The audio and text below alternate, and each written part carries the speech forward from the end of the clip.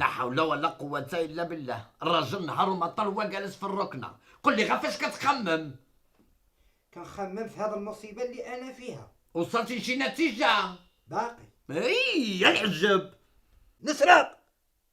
اسمح لي المختار، كخصك تعمل حساب من هاد الايام الكحلة. تاخذ فين نعمل الحساب كاع ما نجوج به.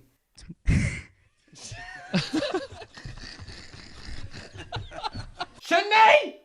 اما نقول لك الحساب هاو باين. تقول لك بعد من هاد الخدمة د الكامارير وما سعفتنيش. هي تقول لك تشوف لك شي بيعة وشارية، تجارة احسن من الإجارة. التجارة خاصها راس المال. أنا ما عندي مال، ما عندي راس د التجارة. وانا تشوف لك شي حل، تشوف لك شي حل، تحرك وترزقوا. والله تحرك شي واحد حتى يجيبها في راسه. سنين هادي وانتينا خدام في ديك القهوة، ما عملتي معارف، ما تعرفتي على شي كليان عنده الفلوس، نوض الراجل كلشي تقادى في هاد الدار. انا عرفتها وقلتها، كما كنتش عرفتها ما كنتش نقولها. الزيت، السكر، الطحين، حتى بوطة تقادات. أنا بيدي تقاديس. وفين هي ديك المعاونة اللي قالوا ماشي يعاونوكم بها الحكومة؟